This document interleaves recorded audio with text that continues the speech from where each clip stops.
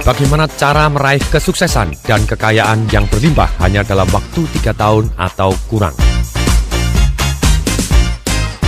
Apa bedanya orang yang kaya dengan orang yang biasa? Ketika sama-sama dikasih waktu yang sama, ternyata dalam waktu yang sama, orang yang kaya tadi bisa membuat kekayaan jauh lebih banyak dibanding orang yang miskin. Ternyata ketika saya belajar keliling dunia, belajar kepada top-top guru di dunia, dan ketika pulang saya praktekkan, ternyata apa yang diajarkan betul-betul nyata dan bisa membuat saya menjadi kaya. Orang yang kaya, perbedaannya dengan orang miskin, ternyata hanya ada 3 saja. 1, orang yang kaya, dia think in the certain way. Kedua, feel in the certain way. Yang ketiga, act in the certain way. Maksudnya apa? Jadi ternyata manusia yang kaya tadi, yang tadinya sama-sama miskin tapi akhirnya dalam waktu 3 tahun bisa jauh lebih kaya dibanding yang miskin, ternyata dia berpikir dengan cara tertentu, merasakan dengan cara tertentu, dan bertindak dengan cara yang tertentu. Mari kita bahas satu persatu. Mereka berpikir dengan cara tertentu. Orang-orang yang kaya, mereka berpikir, maksud saya di sini kaya dengan cara yang halal, kaya yang masuk surga, bukan kaya dengan cara menipu atau merampok. Nah, kaya ternyata dengan cara yang halal, mereka adalah 1, mereka berpikir dengan cara yaitu membuat nilai tambah. Orang yang kaya selalu memilih dan melakukan tindakan-tindakan yang menghasilkan nilai tambah untuk orang lain. Cara berpikirnya seperti itu. Nah, salah satu contoh, zaman dulu Nabi Abraham atau Nabi Ibrahim, ketika dia diminta untuk mengorbankan salah satu anaknya, dan ternyata dia rela, dan kemudian oleh Tuhan diganti oleh domba. Sejak saat itu diberikanlah sabda bahwa engkau mulai hari ini karena engkau percaya terhadap aku dan percaya sepenuh hati, maka mulai hari ini kau dan anak cucumu akan hidup berkelimpah. Baik agama Islam ataupun agama Kristen ada kata-kata yang seperti itu.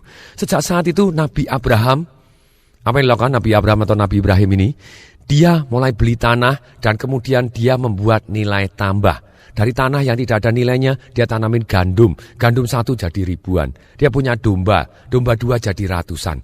Dia membuat from nothing be something karena dia menciptakan nilai tambah.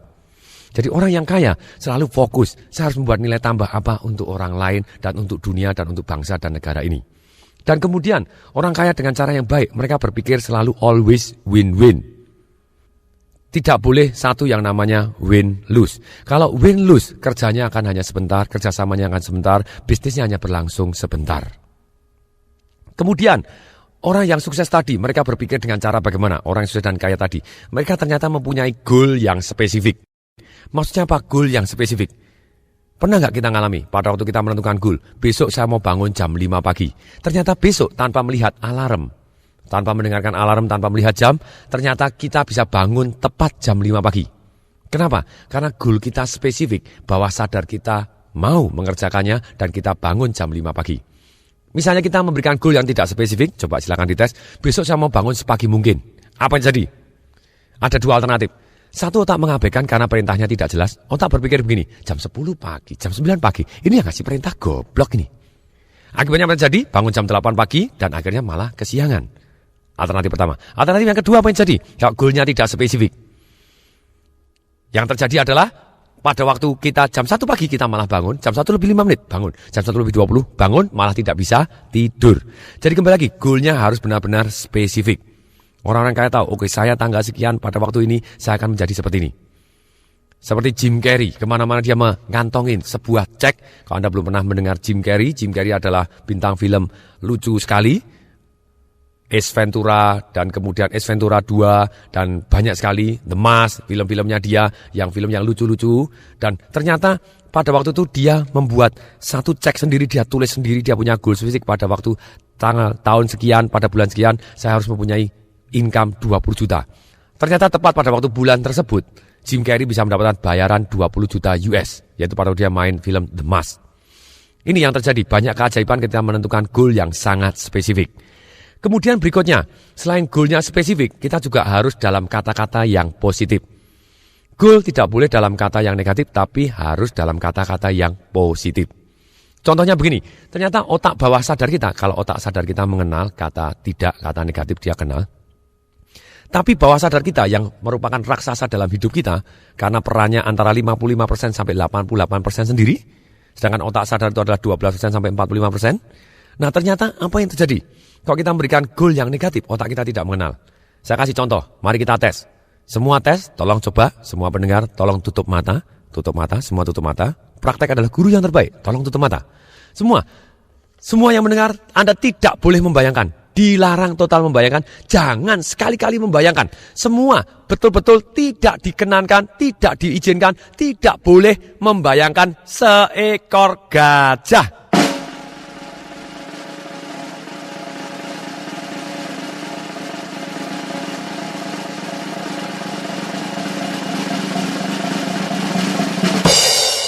Tolong buka mata, apa yang terjadi?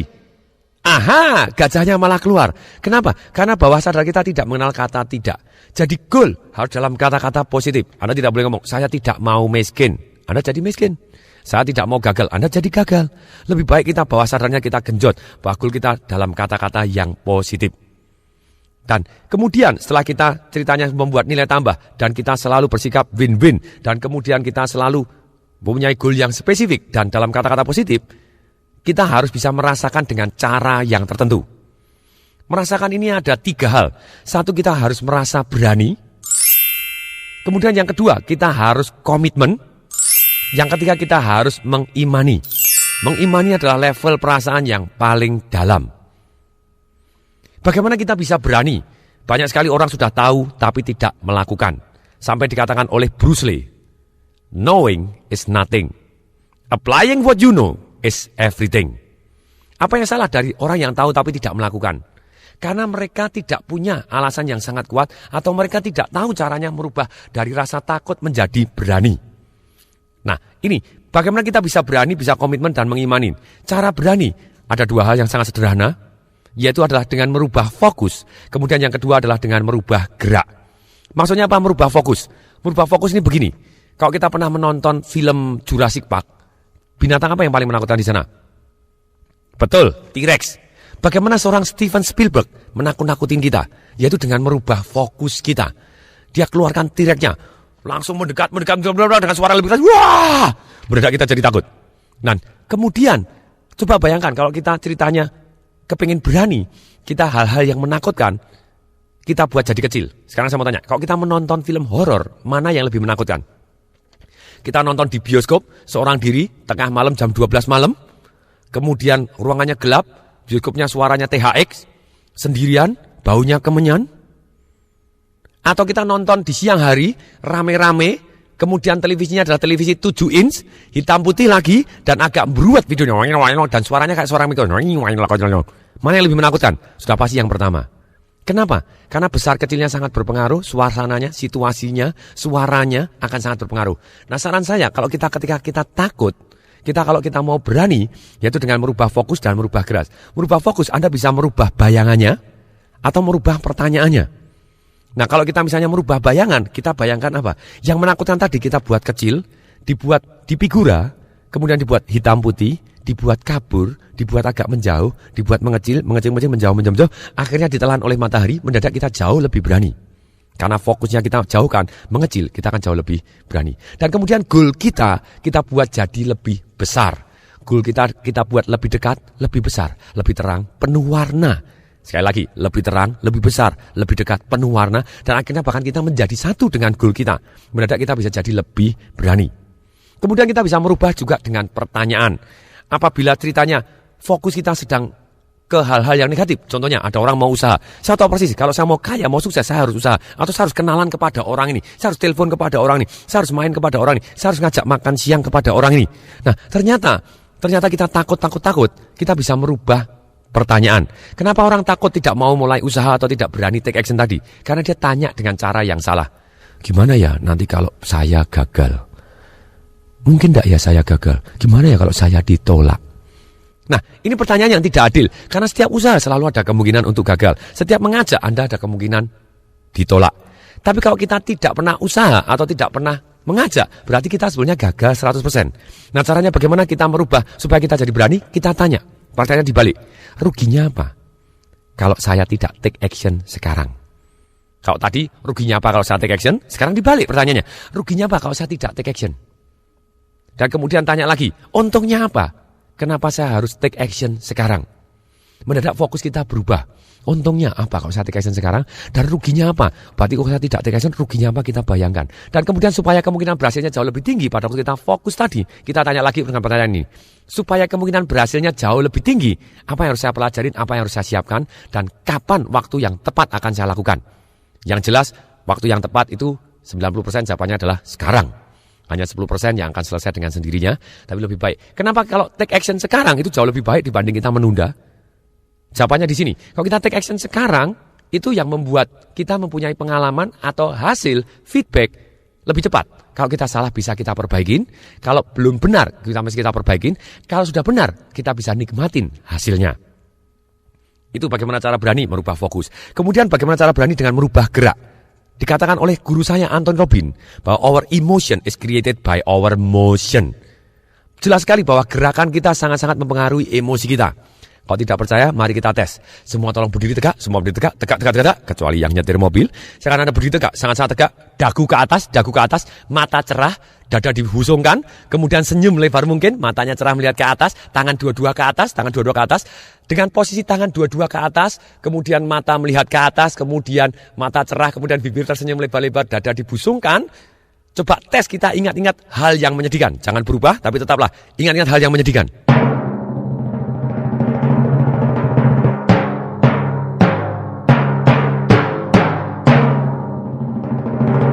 Bisa? Susah setengah mati. Nah ini, jadi karena gerakan kita akan sangat-sangat mempengaruhi emosi kita. Kalau kita ceritanya takut, sudah pasti gerakan kita apa yang terjadi? Dagu kita ke bawah, mata kita ke bawah, bahunya nutup, napasnya pendek-pendek atau bahkan lupa bernapas. Nah kalau kita kepengen berani, saran saya, Anda lunjak-lunjak terlebih dahulu, guncang bumi istilah saya, Anda lunjak-lunjak go, kemudian busungkan dada, kepala cerah, agak tengadah, bibir senyum, tarik napas panjang-panjang, dan hembusan yes, hembusan yes. Ketika Anda guncang bumi 150 kali, berapa? 150 kali, dijamin setiap gerakan ini akan ada reaksi kimianya di dalam diri kita. Dan reaksi kimia ini membuat badan kita jadi hangat, jadi lebih percaya diri, dan kita jadi berani. Nah kombinasinya bagaimana? Kalau Anda lagi takut, Anda bisa merusak pola takut Anda dengan merusak gerakan. Anda masukkan tangan Anda, telunjuk Anda gitu ya. Anda putar-putar dulu telunjuknya, weng, putar-putar, kemudian telunjuknya kanan ini masukkan ke hidung kanan, tarik ke atas, katakan takut nih. Mendadak otak kita rusak polanya, mendadak kita jadi ketawa. Kemudian Anda guncang bumi, go. Entah 10 kali, entah 50 kali, atau 150 kali kalau Anda lagi takut sekali gitu ya. Dan kemudian Anda tarik nafas, yes, Anda tepuk dada dan genggam. Yes, tepuk dada dan genggam. Dan Anda bayangkan ketika kita waktu dulu ataupun masa depan atau yang sudah berlalu, silahkan, yang sangat percaya diri, sangat full percaya diri. Entah waktu kita wisuda, entah waktu kita ngelamar diterima, atau waktu pekerjaan diterima, waktu gajian pertama, atau waktu mendengarkan pujian dari orang-orang yang kita hormatin. Apapun yang membuat kita percaya diri, kita buat bayangannya lebih besar, lebih dekat, lebih terang. Jadi satu dengan diri kita, mendadak kita go, kita langsung berani. Kemudian berikutnya, setelah kita berani, ternyata berani tidak cukup. Banyak sekali orang berani, tapi hanya sekedar sebentar saja, atau istilah saya hangat-hangat tai ayam. Bapak Ibu tahu bahasa Inggrisnya hangat-hangat tai ayam? Hot chicken shit. Nah kemudian level kedua dalam feel itu adalah komitmen. Maksudnya apa komitmen? Komitmen itu adalah suka duka dijalanin. Kenapa orang level komitmen itu lebih tinggi daripada berani? Berani biasanya, oh ya saya kalau enak aja mungkin dijalanin. Tapi begitu mulai tidak nikmat, dia tidak mau menjalanin. Orang yang komitmen, dia suka duka dijalanin. Bagaimana kita bisa komitmen? Kalau kita tahu bahwa itu harus, kemudian kita lakukan, dan kita terus dan kita lakukan, baik suka maupun duka kita lakukan sampai membawa hasil. Caranya bagaimana? Yaitu dengan alasan yang sangat kuat. Orang yang punya komitmen yang sangat kuat biasanya punya alasan yang sangat kuat. Alasan datangnya dari mana? Alasan datangnya adalah dari nikmat dan sengsara. Nah, kalau kita tahu persis nikmatnya, kita bisa membayangkan dan kita bisa menulis kenikmatannya. Apa yang terjadi kalau kita bisa mencapai impian kita? Apa yang terjadi kalau kita take action menuju ke arah impian kita tadi? Apa yang terjadi kalau kita sesuai dengan rencana kita terus maju terus mencapai ke impian kita dengan penuh persisten, suka duka dijalanin? Mana nikmatnya seperti apa? Dan take action ini nikmatnya apa? Kita akan lebih termotivasi. Tapi manusia, otak manusia 20% mencari kenikmatan, 80% menghindari kesengsaraan. Untuk itu, kesengsaraan adalah salah satu sumber motivasi yang sangat-sangat kuat. Kalau kita tidak mempunyai pengalaman yang menyengsarakan, kalau kita bisa membayangkan kesengsaraan yang hanya membayangkan aja, sampai kita bisa mendengarkan, bisa merasakan, gunakan panca indera, penderitaan yang begitu emosional dan detail. Kalau kita tidak take action menuju ke arah impian kita, atau kalau kita tidak mencapai apa yang kita impikan tadi, sengsaranya begitu sengsara sekali, otak kita akan bergerak, langsung cari yang kita mau. Dan kemudian kita akan take action. Dan kita akan punya komitmen. Kemudian level berikutnya, feel yang berikutnya, atau merasakan yang berikutnya adalah imanin. Kalau kita bisa membayangkan itu sudah, dan kita bisa doa dengan penuh syukur. Terima kasih Tuhan, bahwa apa yang kita inginkan tadi kita bayangkan dengan detail, kita rasakan, kita dengarkan bahwa sudah. Iman itu adalah kita tidak melihat tapi kita percaya, itu kita iman. Dan kalau semua agama mengajarkan satu yang namanya iman. Kalau kita doa dan bersyukur apa yang kita bayangkan sudah. Apa yang jadi kita merasa feeling so good, feeling relaxed, dan feeling so guided. Kita merasa nikmat, kita merasa dibimbing, dan merasa sangat-sangat diberkatin. Feeling so blessed. Nah, pada waktu kalau kita punya iman, kita percaya terhadap Tuhan yang kita inginkan tadi, Tuhan yang Maha Kuasa, Tuhan kita masing-masing. Dan kalau kita percaya kepada Tuhan, Tuhan tadi adalah sumber segala kelimpahan. Nah, kalau kita dekat dengan sumber segala kelimpahan tadi, nah sudah pasti kita akan juga kelimpahan. Itu level terakhir yang namanya imanin, level terakhir dari bagaimana kita merasakan, how to feel. Kemudian, yang ketiga adalah act in the certain way, atau bertindak dengan cara tertentu. Orang-orang yang kaya, orang-orang yang sukses, dia tindakannya apa? Satu, dia menulis goalnya. Ternyata menurut survei di Yale University di tahun 1954, ternyata ada dari semua lulusannya hanya ada 3% yang menulis goalnya. Setelah lulus akan punya apa? Akan menjadi apa? Akan pergi kemana? Akan melakukan apa? Berteman dengan siapa? Dan kemudian 97% tidak mempunyai goal yang tertulis.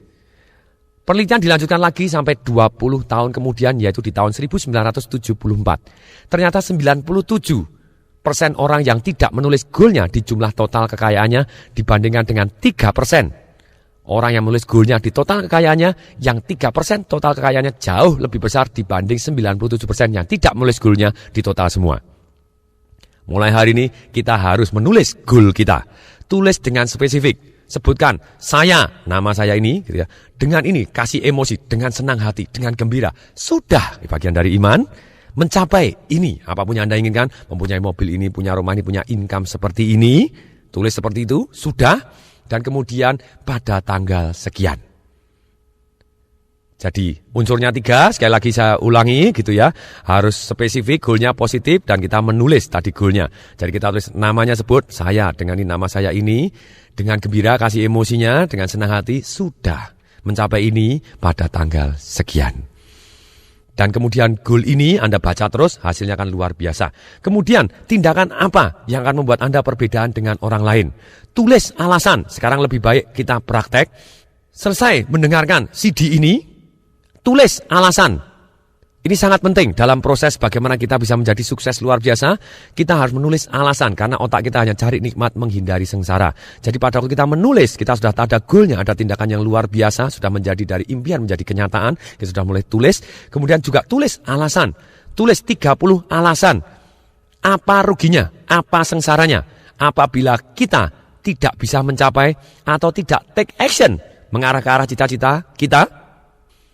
Alasan ini harus cari yang emosional dan detail, yang kesengsaraannya atau kerugiannya tidak tertahankan dan impactnya sangat terasa dan sangat-sangat menyakitkan. Kemudian setelah itu tulis juga 30 alasan, untungnya apa, nikmatnya apa. Bila kita mencapai atau kita bila take action menuju ke arah impian kita, cari yang emosional dan buat detail, yang nikmatnya sangat-sangat nikmat, sangat dahsyat nikmatnya, tidak tertahankan, dan betul-betul segera kita bisa bayangkan dan kita bisa rasakan. Dengan demikian ketika kita tulis alasan-alasan ini, otak kita hanya bekerja menuju goal yang kita punya alasan kenapa kita harus mencapai goalnya tadi. Jadi kalau kita kepingin kaya itu apa? Uangnya berapa? Dan kalau hanya uang, otak kita tidak mengenal, karena uang itu hanya ide atau konsep saja, atau istilahnya abstrak. Uang untuk apa? Kalau kita tidak tahu uang untuk apa, kita tidak punya alasan untuk mempunyai uang banyak, kita susah sekali mendapatkan uang yang banyak. Untuk itu, kita harus tulis alasan, kalau uang saya banyak, saya bisa begini, uang saya bisa begini, saya bisa beli ini, saya bisa melakukan ini, saya bisa sosial, saya bisa bangun panti asuhan, saya bisa menyumbang gereja, saya bisa menyumbang masjid, saya bisa menyumbang apapun, panti apa, segala pun, panti jompo, silahkan. Kemudian, langkah ketiga, tindakan kita, yaitu kita harus mencari orang yang sudah berhasil di bidang yang kita inginkan. Jadi sebelum kita mencari orang yang sudah berhasil di bidang yang kita inginkan, kalau Anda mempunyai goal, saya kepengen sukses di bidang ini, saya pengen punya uang ini, saya pengen ini, Anda list kira-kira orang yang sudah mempunyai uang segitu siapa saja. Yang sukses di bidang Anda siapa saja. Dan setelah Anda list dan di bidang apa saja, dan kemudian Anda pilih satu yang benar-benar Anda suka. Bidangnya ini aja, orang-orang ini bisa aja, banyak sekali bisa, bidangnya ternyata macam-macam. Saya pilih satu bidang ini. Setelah Anda pilih bidangnya, cari siapa yang orang yang bisa Anda hubungin. Dan kemudian setelah Anda cari, langkah berikutnya apa? Masih termasuk yang ketiga ini tadi. Jadi yang ketiga, Anda cari orang yang sudah berhasil di bidang yang kita ingin berhasil tadi. Orang yang sudah berhasil tadi adalah cari yang terbaik di dunia, itu akan sangat jauh lebih cepat. Kalau tidak bisa cari yang terbaik di dunia, cari yang terbaik di Asia. Asia tidak bisa cari terbaik di Indonesia. Indonesia tidak bisa cari yang terbaik dimanapun, termasuk di Nganjuk juga boleh. Nah begini, apa yang kita lakukan? Kalau kita sudah mempunyai orang yang sudah berhasil dan kita sudah tahu orangnya, ajak kerjasama. Nomor satu, kita ajak kerjasama. Yang kedua, kalau dia tidak mau diajak kerjasama, kita belajar kepada dia. Kalau belajar kepada dia juga dia tidak mau, kita bisa kerja kepada dia. Kalau kerja kepada dia juga tidak mau, kita bisa mempelajari dari sekelilingnya dia. Oke, dengan kerjasama dengan yang terbaik, kemungkinan berhasil kita 98%. Ini kunci yang Anda harus ingat kalau Anda kepingin sukses dalam hanya waktu 3 tahun atau kurang. Kalau kita mau mencoba diri sendiri, bisa, tapi waktunya akan sangat-sangat lama. Saya Tung Desemwaringin hari ini jadi karena saya belajar dan kerjasama dari yang terbaik di dunia. Nah, sekarang pertanyaannya begini. Bagaimana caranya seorang bisa kerjasama dengan terbaik di dunia? Jurusnya sederhana. Dengarkan baik-baik, catat baik-baik. Sangat penting, tulis pakai huruf besar. Ditebelin, digaris bawain, kasih tanda seru. Kalau kita kepingin kerjasama dengan yang terbaik, kenapa kok orang-orang yang terbaik di dunia mau kerjasama dengan kita yang mungkin tidak ada orang yang tahu? Bagaimana seorang Anthony Robbins, World Number One Success Coach, bisa mau dimarketingkan oleh Tung Desemwaringin di Indonesia? Karena ini, kuncinya di sini. Yaitu apa? Jual Indonesia. Sekali lagi, saya ulangin. Apa? Jual Indonesia. Maksudnya apa? Kita bisa jual potensi Indonesia. Kita bisa ngomong, pada waktu saya ketemu Anthony Robbins, sebelumnya, this is true story, saya berikan kartu nama saya. Saya berikan kartu nama saya kepada, waktu mau ketemu Anthony Robbins susah sekali karena bodyguardnya besar-besar. Dan pada waktu saya berikan kepada bodyguardnya, please give to Tony Robbins. Kartu nama saya di belakangnya saya tulisin, Indonesia is 220 million people. If 5% rich, kalau 5% orang kaya, berarti 11 juta kaya semua. Not like Singapore, saya bilang, tidak seperti Singapura. Hanya 3,5 juta dan tidak semua orang kaya. Dan sebagian besar orang kaya di Singapura adalah orang Indonesia. Please come to Indonesia or Bali. Nah, waktu itu saya sengaja, siapa tahu orang dia tidak tahu Indonesia, itu saya ngomong balik. Nah kemudian saya kasih kartu namanya, bodyguardnya, kasih kepada istrinya, kasih kepada penjaga hotelnya, saya tanya, kamarnya Anthony Robbins nomor berapa? Oh tidak boleh tahu gitu waktu saya di Amerika sana. Ya tolong titip, ini nasibnya 220 juta orang berada di tangan kamu. Nah kemudian saya titipkan lagi kepada GM-nya, kepada direkturnya, kepada presiden. Siapa yang saya titipin. Sampai satu waktu akhirnya saya bisa ketemu Anthony Robbins. Waktu di hari terakhir seminar, hari ke-9, saya bisa pegang tangannya, bodyguardnya, go. Saya bilang, give me 30 second. Saya bilang, 30 detik aja. Kemudian Robbins baik, sure, what's up? Dia bilang gitu. Kemudian saya bilang, my name Tung from Indonesia. Yeah, I know you. Ternyata kartu namanya sampai ke dia juga. Langsung dia ngomong, do you the one that have so many cards? Yes, no. Nah, wow, langsung saya ngomong, do you want some more? I still have more gitu ya. Benar dia ketawa gitu ya. Dia tahu bahwa saya betapa persisnya. Saya contek caranya dia pada waktu dia kecil, saya baca bukunya. Dia mau mewawancarai tokoh yang terkenal, dia gunakan cara yang seperti yang saya lakukan dan dia full fight seperti itu dan dia ingat dia sendiri. Nah, kemudian dia, yeah, what's up no?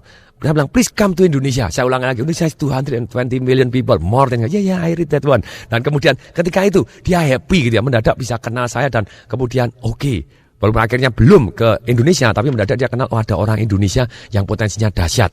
Dan akhirnya saya ngomong juga kepada eksklusif authorized consultant-nya di Asia. Itu Mr. Richard Tan di Singapura. Dan kemudian saya ngomong juga dengan cara yang sama. Akhirnya dia agree untuk saya jualkan di Indonesia. Karena saya yakin bahwa ilmunya dia sangat bermanfaat untuk merubah hidup orang banyak. Nah, demikian juga. Ini jadi kita bisa kerjasama. Kita jual Indonesia atau jual potensinya. Nah, salah satu contoh lagi. Siapa yang pernah dengar kata-kata Howard School? Kalau Anda belum pernah dengar, siapa yang pernah dengar kata-kata Starbucks? Bagaimana seorang ceritanya Howard School? Itu Howard School adalah pemiliknya Starbucks. Walaupun di awalnya dia bukan pemilik awalnya. Dia adalah senior vice president di New York, gajinya sangat besar. Dia pergi ke Seattle, waktu itu kota kecil. Dia baru minum kopi di Starbucks. Wih, enak sekali. Dia punya impian. Dia langsung ngomong kepada pemiliknya, "Do you know in this world ada 5 miliar orang. Apa hubungannya?" Sama, kalau saya ditanya, di Indonesia ada 220 juta rakyat Indonesia. Apa hubungannya dengan saya? Jawab satu kata, baik-baik saja. Tidak ada hubungannya. Ada yang mau kita ajak kerjasama, ada yang tidak mau. Tapi kita ketemu satu aja, yang mau diajak kerjasama, nasib kita berubah bumi dan langit dengan sangat-sangat cepat. Bisa kurang dalam waktu 3 tahun, bisa lebih cepat lagi kalau Anda bisa pegang. Ada orang tanya lagi, Pak, apa orang mau? Belum tentu, banyak sekali orang mau. Siapa Tung? Buktinya Anton Robin juga mau, Robert Kiyosaki juga mau. Nah, kemudian dalam hal ini ketika kita mengajukan bahwa kita jual Indonesia, kemungkinan berhasil kita juga jauh lebih besar ketika kita kerjasama dengan yang terbaik. Jauh lebih besar, jauh lebih cepat. Kemudian, kalau kita tidak bisa kerjasama, tadi kita belajar kepada, terus belajar, cari yang terbaik, dan Anda belajar terbaik, Anda akan jadi terbaik. Ketika ada majalah memilih saya, Tung Desemaringin, sebagai pelatih sukses nomor 1 di Indonesia, saya tidak heran karena apa? Karena saya sudah belajar nomor 1 terbaik di dunia. Bahkan majalah SWA milih saya sebagai the most powerful people and idea in business 2005.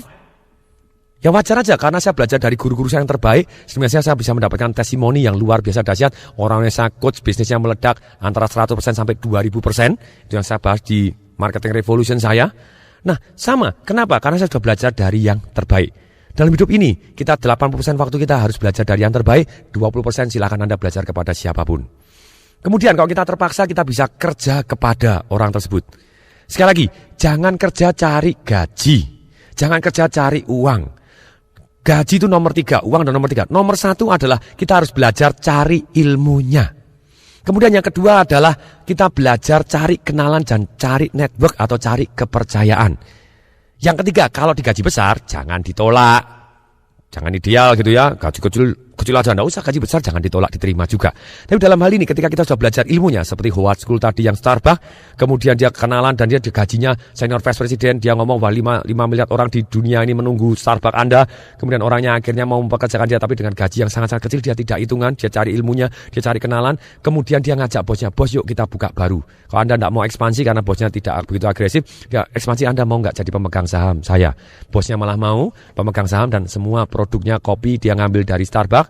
Tapi kemudian ketika bosnya mau pensiun, Starbucks dijual 4 juta US karena dia sudah punya ilmunya si Howard School dan punya kenalannya apa yang terjadi. Dia bisa dapatkan sponsor dan akhirnya dia bisa buka dan dia jual cita-citanya go public. Dan hari ini ribuan Starbucks ada di seluruh dunia dan sukses luar biasa.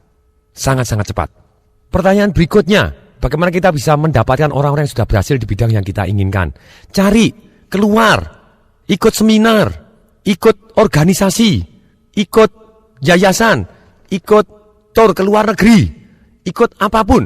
Nah dalam hidup ini ketika kita mau mengharapkan suatu hal yang dahsyat, Anda tidak bisa Anda duduk aja di rumah, kemudian Anda mengharapkan ada konglomerat datang ke tempat tok, mau nggak Anda kerjasama kepada saya? Mungkin nggak itu terjadi? Mungkin apabila Anda sudah mempunyai nilai tambah yang luar biasa, banyak orang kan datang ke tempat Anda dan mengetuk mau ngajak Anda kerjasama. Tapi kalau kita belum mempunyai nilai tambah yang luar biasa, kita harus aktif menjual Indonesia tadi. Sekali lagi, kalau ditanya apa hubungannya 220 juta rakyat Indonesia dengan Anda, jawabannya baik-baik saja. Pasti ada yang mau, ada mau satu aja, Anda sudah nasibnya akan bumi dan langit cepat sekali. Kemudian jurus keempat, yang pertama tulis goal, yang kedua tulis alasan Anda, yang ketiga adalah cari orang yang sudah berhasil di bidang yang kita inginkan, ajak kerjasama, belajar kepada atau kerja kepada. Yang keempat adalah kita lebih baik kita bergaul dengan big boys. Tadi maksudnya apa bergaul dengan big boys?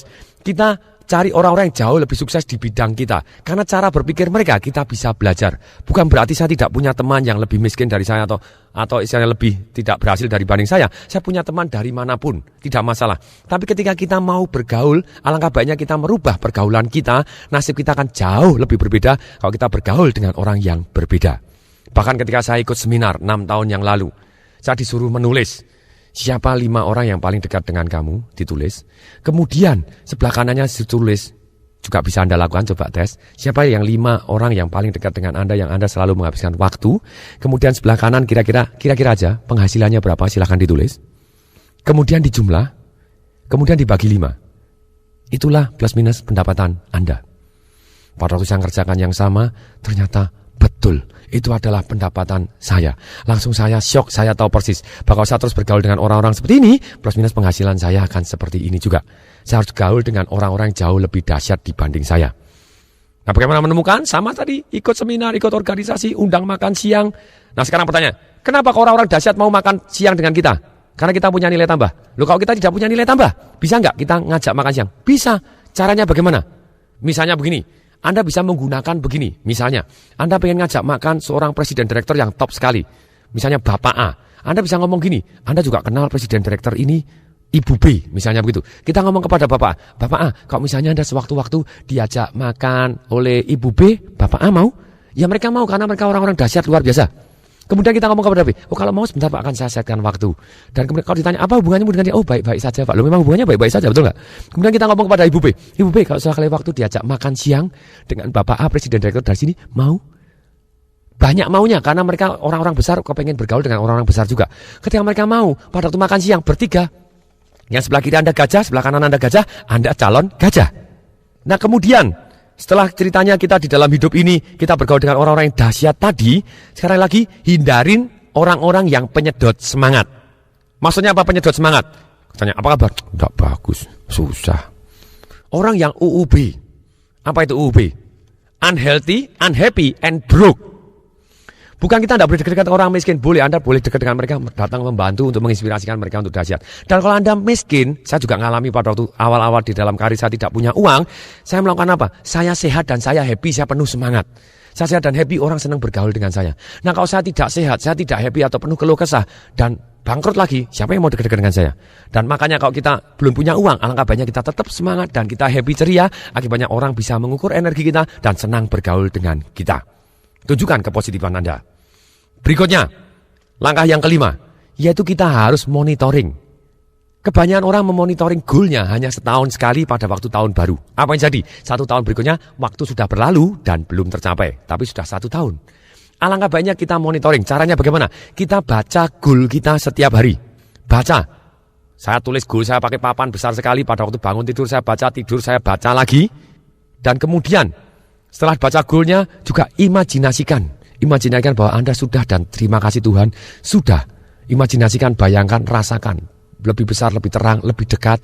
Dan rasakan, dengarkan suara-suara yang ketika Anda sukses luar biasa yang Anda impikan tadi. Dan kemudian Anda monitoring. Dari tindakan begini, hasil yang diharapkan adalah apa? Nah ternyata hasilnya sudah mengarah ke arah impian kita atau belum? Kalau belum, kita harus rubah.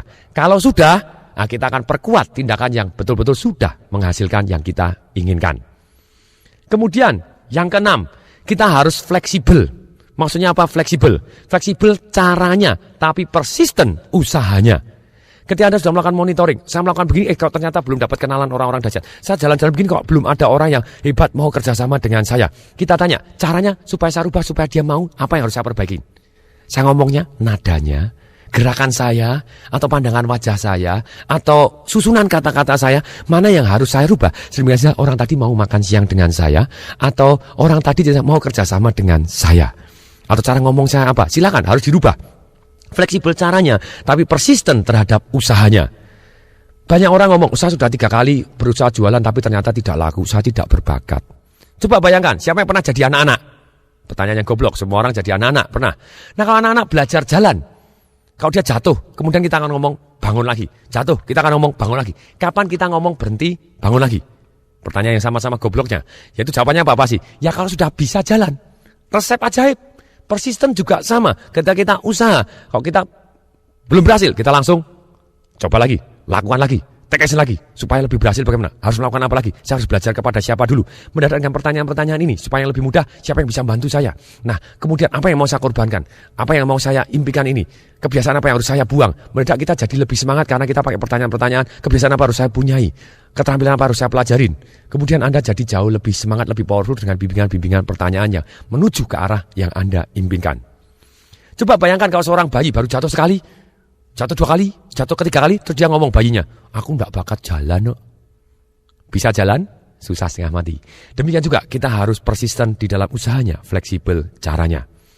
Langkah ketujuh adalah kita harus doa dan membayangkan bahwa yang kita impikan sudah terjadi dan kita ucapkan terima kasih.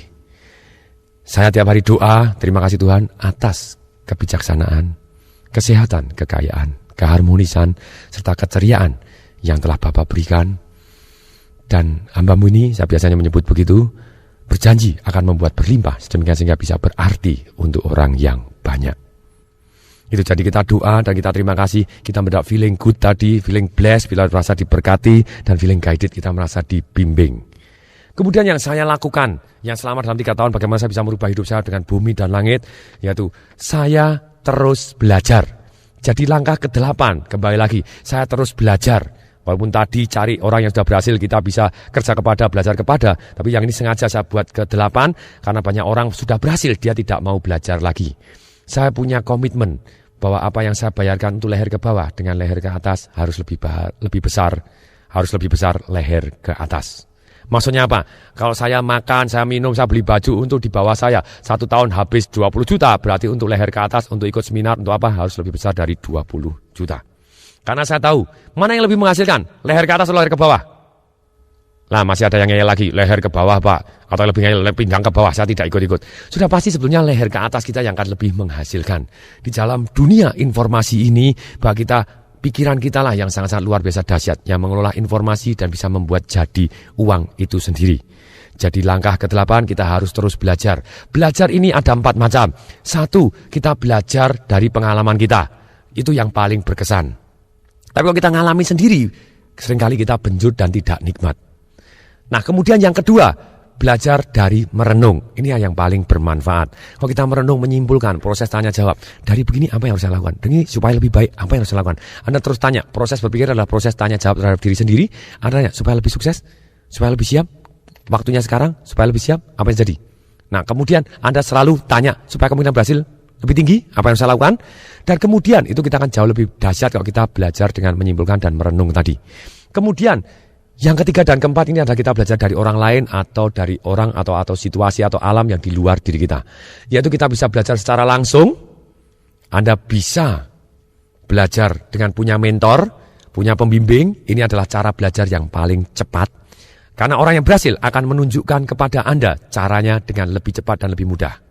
Kemudian yang keempat adalah dengan secara tidak langsung, yaitu dengan mendengarkan seperti CD audio hari ini, atau Anda baca buku, atau Anda melihat televisi, atau Anda belajar sesuatu hal yang baik secara tidak langsung. Nah ini adalah cara yang paling banyak. Maksudnya paling banyak apa? Kalau kita baca buku, satu orang ngarang buku, itu memakan waktu mungkin umur 35-40 tahun baru mengarang buku. Rata-rata mungkin 40 tahun baru mengarang 1 buku. Nah kalau kita belajar misalnya sudah 10 buku, berarti kita sudah belajar 400 tahun pengalaman orang lain. Lebih baik kita terus belajar. Kemudian berikutnya, langkah yang ke-9. Ada satu yang saya lakukan juga, yaitu melakukan meditasi. Meditasi dengan CD audio setiap malam. Dan setelah itu rutin selama 1 bulan. Setelah selesai, saya ulangin berapa hari sekali. Dalam hal ini, saya menggunakan CD meditasi dari Dick Stupen. Dan saya melakukan bagaimana mencapai goal, bagaimana menjadi miliuner dalam 3 tahun, goal, success and commitment, itu terus kemudian I accept, saya menerima bahwa semua hal-hal yang melalui saya akan membuat saya jadi lebih baik dan lebih kuat. Kalau hal-hal yang ceritanya jelek, hanya melewatin saya tanpa membuat saya jadi negatif, tapi membuat saya jadi lebih kuat, jadi lebih baik. Kalau hal positif membuat saya juga saya terima hal-hal yang positif, apapun yang terjadi, saya terima. Nah itu yang luar biasa meditasi dan saya tidur. Meditasi saya tidur, hasilnya luar biasa dan membuat saya bertindak menuju ke arah yang saya impikan. Kemudian kembali dalam hal belajar, kita harus belajar apa saja. Kalau kita kepengen sukses dan kaya dengan sangat-sangat cepat, 3 hal yang kita harus pelajarin, yaitu adalah manajemen, yang ini malah manajemen apa? Satu adalah manajemen dari sisi waktu, itu nomor 1 yang paling penting dalam hidup kita. Manajemen waktu, manajemen prioritas, mana yang harus kita prioritaskan, mana yang harus di nomor 2-kan. Tapi kita harus tahu persis apa yang utama dalam hidup kita untuk mencapai apa yang kita impikan. Kemudian setelah manajemen waktu, yang kedua adalah manajemen orang. Kalau kita bisa manage orang dan bisa memimpin orang, apa yang jadi kita akan sangat-sangat mudah mendapatkan uang. Dan yang ketiga, setelah kita mendapatkan uang, yang ketiga adalah keterampilan manajemen apa yang harus kita pelajarin, yaitu keterampilan manajemen uang. Bagaimana kita mengelola uang sehingga uang tadi bekerja untuk kita. Dan sehingga kita jauh lebih kuat dan lebih aman. Kemudian, keterampilan apa? Kalau tadi sistem manajemennya, sekarang keterampilan apa yang sangat penting untuk menjadi kaya? Yaitu adalah keterampilan marketing atau menjual. Orang-orang yang paling kaya di dunia, dia adalah jago menjual. Jadi alangkah baiknya kita di dalam awal-awal karir kita mulai belajar menjual. Orang yang paling kaya di dunia sebetulnya dia 2 hal saja, yaitu kalau bukan orang yang jago menjual, yang kedua dia adalah jago saham. Yang paling kaya di dunia, yang super sangat-sangat kaya di dunia, dia jago dua-duanya. Dia jago saham dan dia jago jualan, termasuk jualan sahamnya dia sendiri. Mulai dari Bill Gates, Warren Buffett, segala macam semua orang nomor kaya, nomor 1, nomor 2, nomor 3, nomor 4, dia tentang saham, dia jago dan dia jual sahamnya dan luar biasa hasilnya. Nah, kembali lagi, kalau kita mau fokus bagaimana kita menjadi kaya, kalau kita mau jadi marketing yang baik, alangkah baiknya Anda cari CD audio saya Sales Magic atau VCD Marketing Revolution, ikutin seminar Sales Magic atau ikutin seminar Marketing Revolution. Sedangkan kalau kita misalnya mau belajar mengelola keuangan, ikut seminar saya Financial Revolution atau cari bukunya Financial Revolution yang sudah ada edisi hardcovernya, berhadiah 2 CD audio, 1 CD audio Financial Revolution dan 1 CD audio Sales Magic. Demikian juga saya mempunyai seminar-seminar yang lain. Bagi para pendengar yang tertarik, silakan terus constant and never ending improvement. Atau istilahnya terus dan terus harus meningkat. Jadi constant and never ending improvement. Bagaimana caranya meningkat? Kita terus belajar dan take action. Sekali lagi, knowing is nothing, applying what you know is everything. Semoga bermanfaat. Saya Tung Desembaringin mengucapkan salam dahsyat.